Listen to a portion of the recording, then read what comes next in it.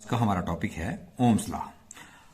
Ohm's law में होता क्या है कि जैसे एक रेजिस्टेंस होता है, उसकी वैल्यू को बिना चेंज किए हुए अगर हम वोल्टेज को इंक्रीज करते हैं तो करंट जो है वो भी इंक्रीज होता है ना। ये एक ओम्स लॉ साइंटिस्ट ने दिया था, जो ऐसे बताता है कि B equal to I into R या I equal to B over are.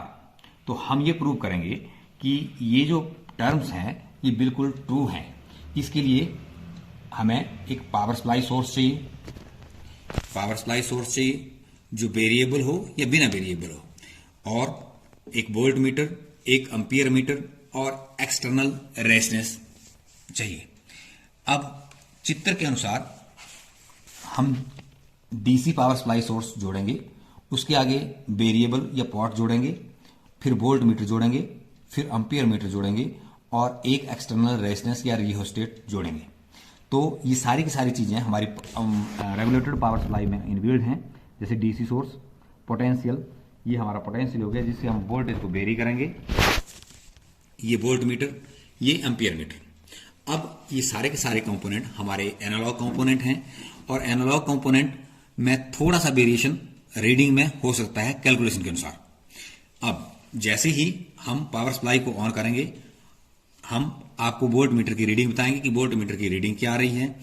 फिर रेजिस्टेंस को चेक करेंगे कि इसको हमने किस पॉइंट के ऊपर सेट किया हुआ है। ये जो रियोस्टेट है ये 440 ओम का है, परंतु हम इसको पूरी रेंज का यूज नहीं करेंगे।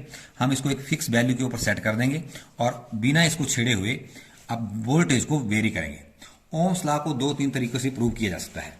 एक तो क्या है कि वोल्टेज को आप वेरी करेंगे तो प्रूव किया जा सकता है। दूसरा, रियोस्टेट की वैल्यू को प्रूव करेंगे, चेंज करेंगे तो भी इसको प्रूव किया जा सकता है। मतलब बोलने का ये है कि अगर हम B की वैल्यू को चेंज करेंगे तो I की वैल्यू B ओवर R करके निकाली जा सकती है। अगर हम R की वैल्यू को चेंज करेंगे तो R की वैल्यू को वेरी करेंगे तो B ओवर I करके वैल्यू जो है वो निकाली जा सकती है। अब हम इस समय हम रियोस्टेट की वैल्यू को फिक्स रखेंगे और वोल्टेज की वैल्यू को चेंज करेंगे। अब देखो, हम अपने सोर्स को ऑन कर रहे हैं। ये हमारा मल्टीमीटर, सोर्स को हमने ऑन किया और सोर्स को 5 वोल्ट रीडिंग के ऊपर रखा हुआ है। हम आपको ये डिजिटल मल्टीमीटर द्वारा प्रूव कर देते हैं कि ये 5 वोल्ट रीडिंग आ रही है। ये पॉजिटिव प्रूफ और ये नेगेटिव प्रूफ। तो ये 5 वोल्ट की रीडिंग जो है वो आपको देगा।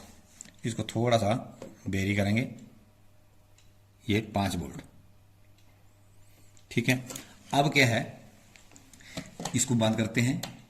ये हमारा रियोस्टेट, वैसे तो इसकी फुल डिफ्लेक्शन जो है वो 440 ओम है।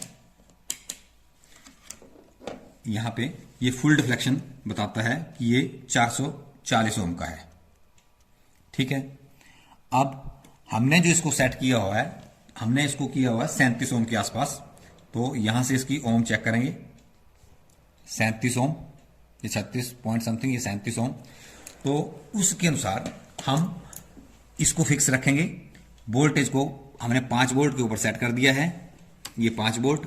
अब करंट की कैलकुलेशन करेंगे।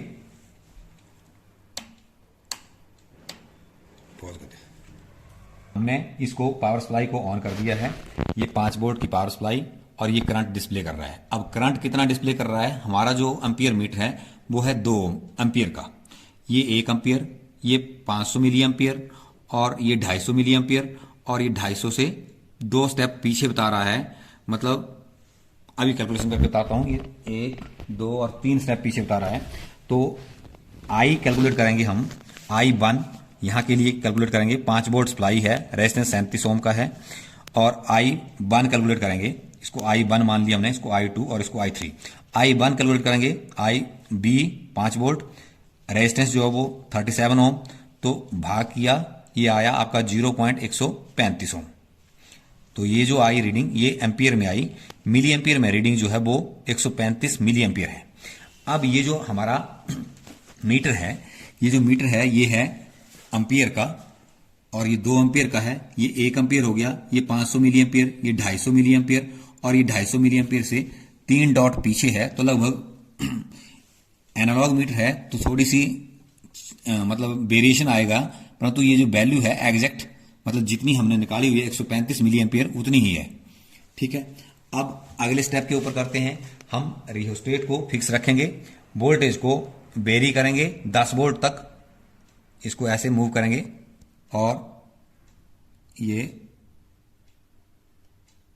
10 वोल्ट, और ये लगभग मतलब 350 मिली एम्पियर के आसपास आ रहा है। इसको बंद करते हैं, कैलकुलेशन करते हैं। तो कैलकुलेशन ये है कि अगर हम इसको 10 वोल्ट को 10 वोल्ट के ऊपर रखते हैं और रियोस्टेट को 37 मिली एम्पियर के ऊपर रखते हैं तो ये 0.270 एम्पियर आएगा, और मिली एम्पियर में इसकी वैल्यू को कैलकुलेट करते हैं तो 270 मिली एम्पियर होती है।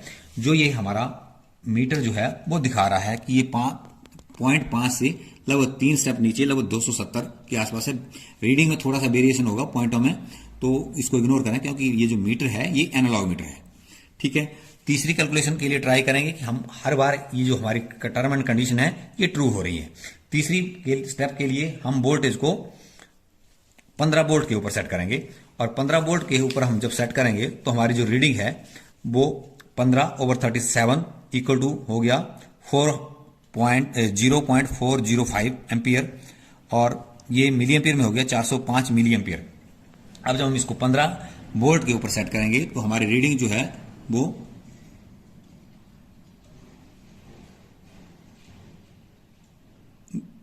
ये आएगी। ठीक है, ये पॉइंटों में एक पॉइंट 2 पॉइंट का डिफरेंस है। इस पॉइंटर से अगर हम इसको सेट करें, 0 सेट करें तो इसकी एडजस्टमेंट हो सकती है, परंतु ये लगभग 400 मिली एम्पियर के पास आपकी जो रीडिंग है वो डिसाइड कर रहा है। तो इस करके हम ये बताना चाहते हैं कि अगर रेजिस्टेंस की वैल्यू फिक्स रखेंगे और टेम्परेचर का उसके ऊपर कोई इफेक्ट नहीं होगा तो वोल्टेज अगर इंक्रीज होगी तो करंट भी साइमल्टेनियसली इंक्रीज होगा। यही ओम्स लॉ है।